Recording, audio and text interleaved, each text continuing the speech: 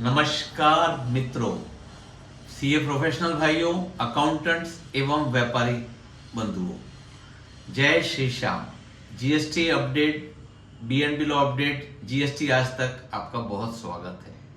GST appellate tribunal part 1 हमने issue किया था, उसी का आज पार्ट 2 हम डिस्कस करेंगे। जीएसटी अपीलेट ट्रिब्यूनल है क्या, किसने जाना चाहिए, कब जाना चाहिए, ये हमने देख लिया। एक नॉर्मल कोर्स में था कि अप टू 31 मार्च 2026 जितने भी ऑर्डर पास होंगे उसे 30 जून 26 तक के जाना चाहिए। ये हो गया। आज हम देखेंगे कि normal due date, normal timeline क्या है, प्री डिपॉजिट किसको भरना है, कितना भरना है, और अपील करने के लिए क्या कोई फीस लगती है क्या, उस पॉइंट पे बात करेंगे। और अगर थोड़ा समय परमिट हुआ तो बेंच किस टाइप की है उस पर भी बात करेंगे। पहला बात, जीएसटी अपीलेट ट्रिब्यूनल की ड्यू डेट क्या है। नॉर्मली जिस दिन आपका DRC 07 ऑर्डर पास होता है, जिसके खिलाफ आप जाना चाहते, DRC 07 यानी ओरिजिनल अपील ऑर्डर हो गया। इसके बाद अपीलेट अथॉरिटी, आप फर्स्ट अपीलेट के पास गए, उन्होंने APL 04 निकाला जिसपे वो डिमांड रिकन्फर्म हुई है या रिफंड आपका रिजेक्ट हुआ है, किसी भी वजह से डिमांड क्रिएट हुई है जिसको आप चैलेंज करना चाहते हैं, या कोई भी चीज ऐसी हुई है जो आपको पसंद नहीं है, आपका रजिस्ट्रेशन कैंसल्ड हो गया, उसकी आप अपील नहीं कर पा रहे, और किसी विषय पे आपको तकलीफ दी गई है, उससे आप दूर चाहते हैं, उससे कुछ निजात चाहते हैं, तो आप अपीलेट ट्रिब्यूनल पे जाना चाहते हैं जो फर्स्ट अपीलेट अथॉरिटी ने आपको रिजेक्ट कर दिया है। तो अब क्या करना चाहिए। कानून ये बोला जाता है कि जिस दिन APL 04 आया, डिमांड कंफर्म हुई, अगर आप डीलर हो, एग्रीड पार्टी, मैंने क्या कहा था, agreed party can go to appellate tribunal. If you are a dealer, तो एग्रीड पार्टी ने within 3 month appellate tribunal में चले जाना चाहिए। अगर आप डिपार्टमेंट हो, यानी सीनियर डिपार्टमेंट अथॉरिटी हो, जिसने जूनियर डिपार्टमेंट अथॉरिटी के अगेंस्ट, ऑर्डर के अगेंस्ट में उन्होंने देखा कि इसने गलत किया है, इस पे गलत बेनिफिट दिया गया है, इससे लॉस ऑफ रेवेन्यू हुआ है, सरकार का नुकसान हुआ है, तो उसके अगेंस्ट में अगर डिपार्टमेंट अपने ही ऑफिसर के ऑर्डर के अगेंस्ट में जाना चाहता है तो उसे ये टाइम 6 महीने का दिया गया है। If dealer want to appeal, he can appeal to the appellate authority within 3 months. If the department want to do appeal, they can do within 6 months of the APL 04. और दोनों केसेस में 3 month और 6 month के case में appellate tribunal can condone delay maximum up to 3 month. वो आगे के 3 महीने का आपको डिले कंडोन कर सकते हैं विथ अ प्रॉपर ग्राउंड, और वो प्रॉपर ग्राउंड आपको जस्टिफाई करना पड़ेगा। मेडिकल रीजंस था, या किसी वजह से आप नहीं कर पा रहे थे, कुछ पोर्टल के ग्लिचेस आ रहे थे, whatever reason are there, जो आप प्रॉपरली सेटिस्फाई कर पाओ अपीलेट अथॉरिटी को कि ये हमें कंडोनेशन ऑफ डिले ग्रांट किया जाए। तो इन शॉर्ट, डीलर के लिए मैक्सिमम 3+3, डिपार्टमेंट के लिए 6+3, ये टाइमलाइन हो गई। अच्छा, ये ऐसा नहीं है कि आज मैंने अपील फाइल कर दिया और कल मुझे सुनवाई हो जाएगी, या 2-4-5 दिन बाद मुझे सुनवाई हो जाएगी। ये अपील फाइल करने के बाद विद इन 7 डेज मुझे ये ओरिजिनल पेपर्स डिपार्टमेंट में सबमिट करने हैं। अगर ये सबमिट नहीं होते हैं तो जिस दिन अपील सबमिट होगी फिजिकल पेपर्स में, तब एक एक्नॉलेजमेंट निकलेगी, एक नंबर निकालेंगे डिपार्टमेंट, वो आपका एक्सेप्टेंस ऑफ अपील माना जाएगा। मेरे लिए submission of online appeal to the appellate tribunal is not a sufficient thing. You need to submit the hard copy within 7 working day.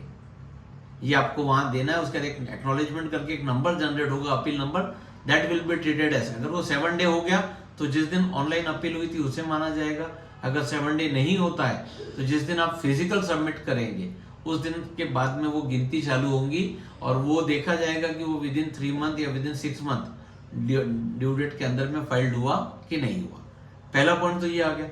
अच्छा, सेकेंड पॉइंट आ गया, क्या ये अपील करते हुए मुझे कुछ पैसे भरने हैं।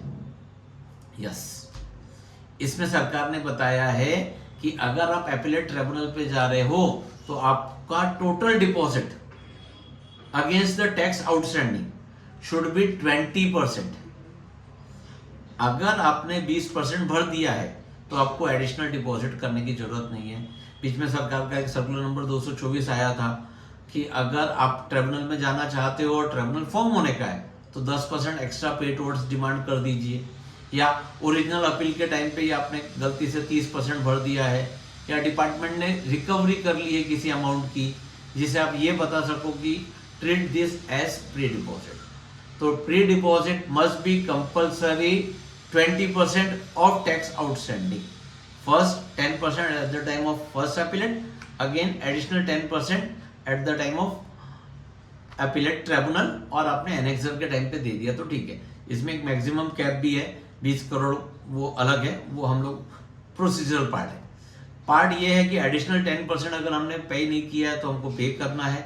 ये पे करने के लिए आपको कोई कंपलसरी नहीं है कि आपको कैश के थ्रू ही पे करना है, बैंक से ट्रांसफर करना है, ऐसा कोई नियम नहीं है। इसको आप क्रेडिट के थ्रू भी पे कर सकते हैं, क्रेडिट लेजर से। Circular number 172 paragraph point number 4 very specific है, input tax credit can be utilise to pay the tax liability either determined by the officer or by the dealer. Credit cannot be used to pay RCM that need to be paid in cash, interest, penalty, fees that need to be paid in cash. Pre-deposit is allowed to pay through input tax credit. ITC से आप कोई भी tax का पे कर सकते, कोई भी पीरियड के टैक्स का पे कर सकते। 24-25 का आईटीसी से आप 17-18 के टैक्स का भी भुगतान कर सकते हैं। इसमें काफी कंफ्यूजन थे, एक जजमेंट भी आया था कोर्ट का, उस पे भी ये पॉइंट्स को क्लियर कर दिया गया था। जहां तक जजमेंट था सुप्रीम कोर्ट का यूनियन ऑफ इंडिया वर्सेस जोशो इंडस्ट्रीज, उसको भी ये पॉइंट को क्लियर हो गया था। तो आप appeal within 3 month plus 3 month, 6 month plus 3 month department के लिए 10% pre deposit that need to be paid through credit और कैश। अच्छा, डिपार्टमेंट को कोई डिपॉजिट करने की जरूरत नहीं है। डिपार्टमेंट जब अपील करेगा तब उसको डिपॉजिट करने की कोई जरूरत नहीं। लेकिन डिपार्टमेंट को एक छोटा सा दूसरा और है, डिपार्टमेंट अगर अपील करना चाहता है तो फॉर ट्रिब्यूनल उनके लिए कुछ मॉनेटरी लिमिट का रिस्ट्रिक्शन है। वो लिमिट है 20 लाख रुपीज की। एक नॉर्मल केस में अगर अपीलेट अथॉरिटी ने 20 लाख रुपए तक के रिलैक्सेशन आपको दिया है तो उसमें डिपार्टमेंट ट्रिब्यूनल पे नहीं जाएगा। बट इसमें भी एक एक्सेप्शन है जो सर्कुलर नंबर 207 में आए हुए हैं कि अगर नोटिफिकेशन को ओवरराइड हो रहा है, एक्ट को ओवरराइड हो रहा है, या कमिश्नर डिसाइड कर रहा है कि इसमें इवेजन ऑफ टैक्स हुआ है तो जा सकता है, but that need to be specific reason. In normal case 20 lakh रुपए तक के अंदर में डिपार्टमेंट ट्रिब्यूनल में नहीं जाएगा। एक इन नॉर्मल केसेस है। प्री डिपॉजिट हमने देख लिया, 10% भरना है, क्रेडिट और कैश के थ्रू भरना है। हाँ, इसके अलावा चीज और एक इंपॉर्टेंट चीज है, जो लोग भी ट्रिब्यूनल पे जा रहे हैं वो समझ के रखिए, ट्रिब्यूनल फोकट में नहीं जा सकते। प्री डिपॉजिट तो करना है, वो रिफंडेबल है, बट यहाँ नॉन रिफंडेबल फीस भी है। सरकार यहाँ पे आपसे फीस चार्ज कर रही है। फीस चार्ज क्या है? 1 लाख रुपया फॉर 1000 रुपया फॉर ईच 1 लाख रुपीज। अगर आपके टैक्स के डिमांड है 30 लाख रुपया तो आपको 30,000 बनता है, बट यहाँ मैक्सिमम कैप दिया हुआ है 25,000 रुपया। तो ये ऐसे डिमांड्स है। अगर आपका रजिस्टर, और ये देखना पड़ेगा कि अब आगे और जैसे जैसे चीजें समझ में आएगी, क्योंकि बहुत सारी फीसेस मंगी है। अगर आपका डिमांड नहीं है, रजिस्ट्रेशन की अपील है, तो उसमें आपको 5,000 रुपये मिनिमम भरना है। तो यानी पैसे तो आपको देना है और ये फीस नॉन रिफंडेबल है। अच्छा, इसमें एक और केस और दिया है इन्होंने, अगर जीएसटी अपीलेट ट्रिब्यूनल को आपका ऑर्डर पसंद नहीं आया, उन्होंने रिमांड बैक कर दिया, और उस रिमांड बैक के बाद में वापस आपको ट्रिब्यूनल जाना है, तो फिर से आपको फीस भरना है। तो थोड़े से केसेस अच्छे आएंगे।